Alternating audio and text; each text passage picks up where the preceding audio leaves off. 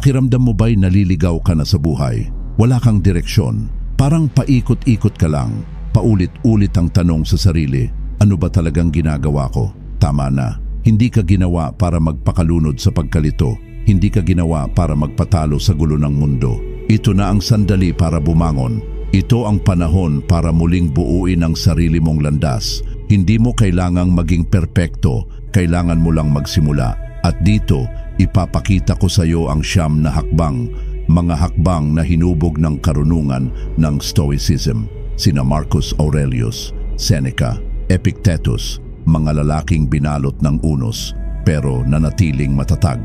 Ngayon, ikaw naman, makinig ka. Tindigan mo to.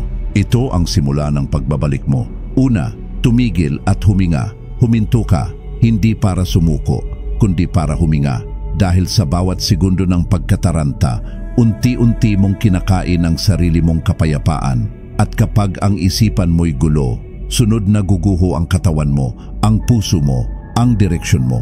Kaya ngayon, huminga ka, malalim, mabagal, buo. Hindi ito kahinaan. Ito ang unang hakbang ng isang mandirigma. Dahil ang tunay na lakas, hindi laging sumisigaw. Minsan, ito'y tahimik, nananalaytay sa bawat hininga. Ang Stoic ay hindi natitinag sa gitna ng bagyo.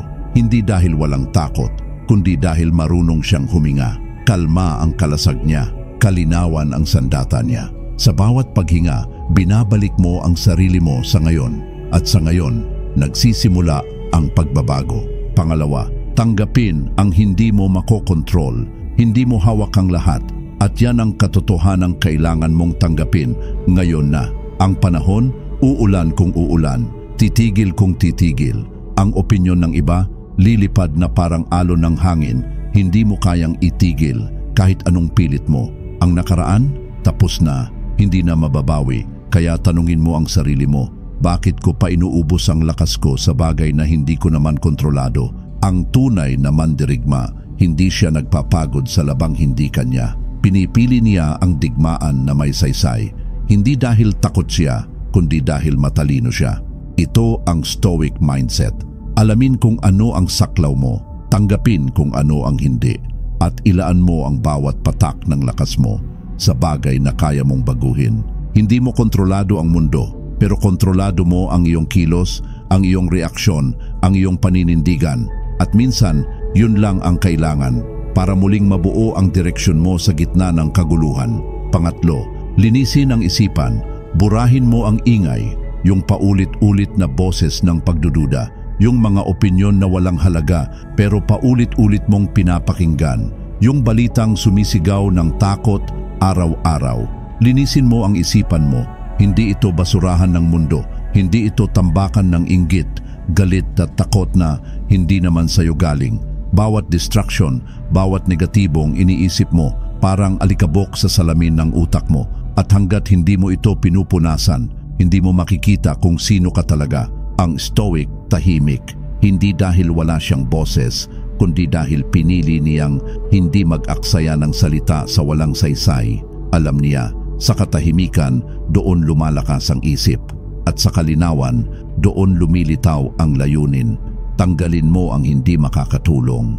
Iwanan mo ang mga bagay na hindi nagpapatatag sa iyo. Dahil sa isang malinis na isipan, mas mabilis kang makakakita, mas matibay kang makakilos, at mas malinaw mong maririnig ang tunay mong direksyon.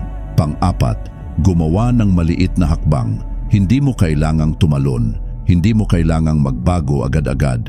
Ang kailangan mo lang ay isang hakbang, isang maliit na kilos na may direksyon, isang desisyong hindi perpekto pero totoo. Tama na ang kakaplano, tama na ang kakaisip.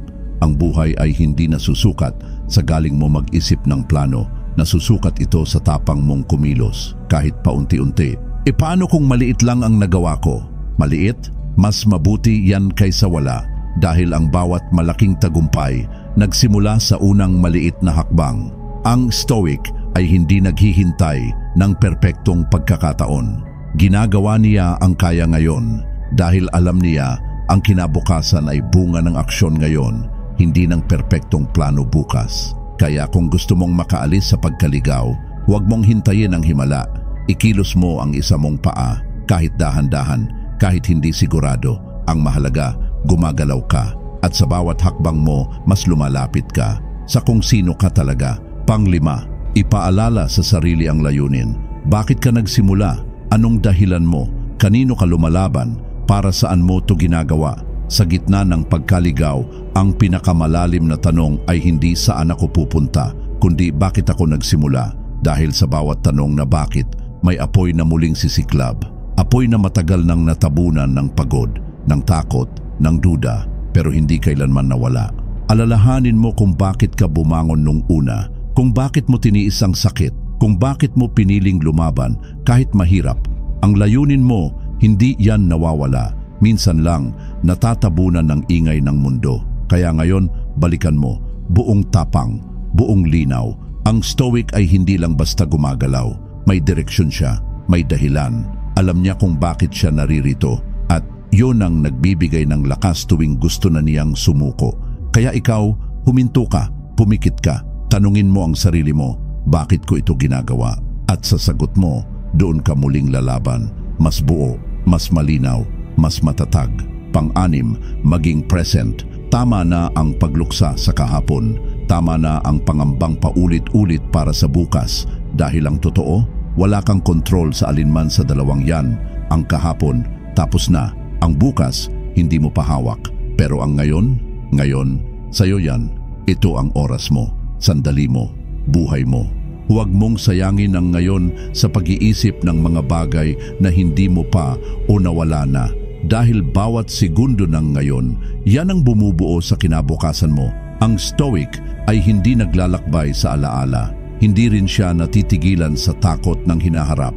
Nandito siya, buo ang isip, buo ang damdamin, buo ang kilos, present, tunay, buhay. Kaya kung gusto mong tumino ang direksyon mo, tumingin ka sa harap, hindi sa likod, hindi sa malayo, dito, sa mismong harapan mo, huminga, tumingin, kumilos.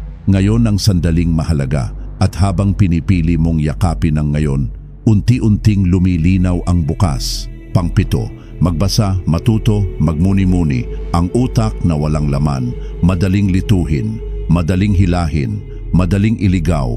Pero ang utak na busog sa karunungan, matibay, matalas, matatag.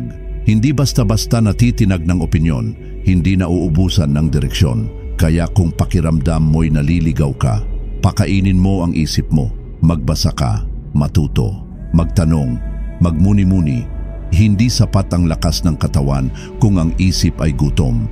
Hindi sapat ang tapang kung walang gabay ang kaisipan. Ang stoic ay hindi tumitigil matuto.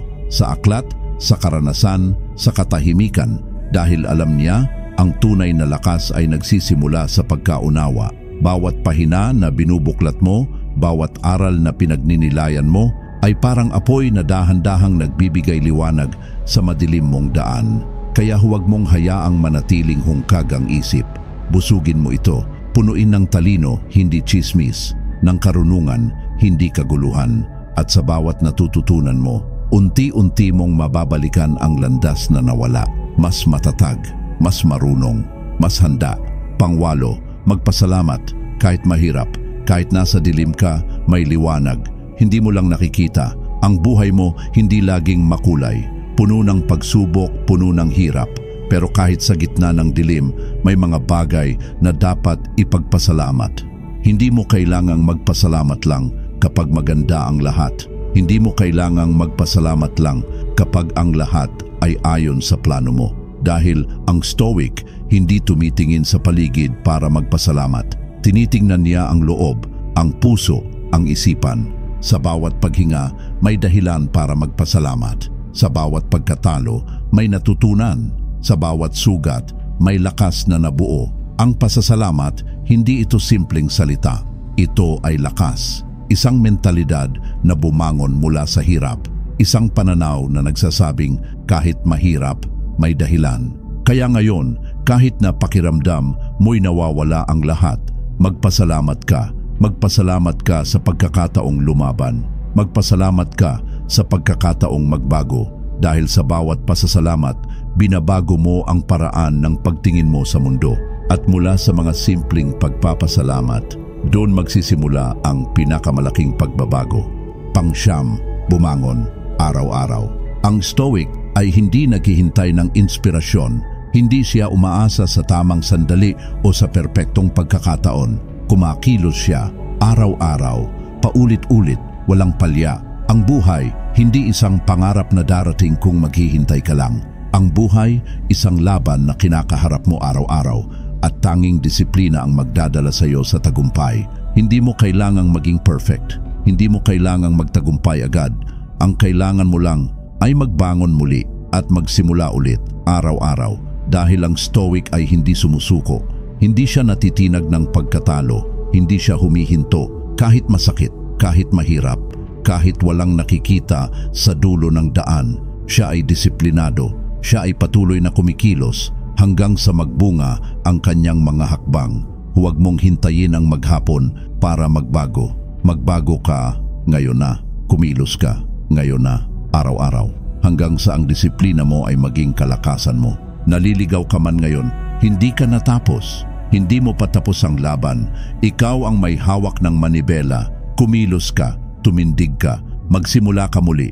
Ang buhay ay hindi nakasalalay sa mga pagkakataon. Nakasalalay ito sa mga desisyon mo. At ang pinakamahalagang desisyon ay magsimula na ngayon. Kung gusto mong baguhin ang takbo ng buhay mo, simulan mo sa sarili mo. Simulan mo ngayon, hindi bukas, hindi mamaya.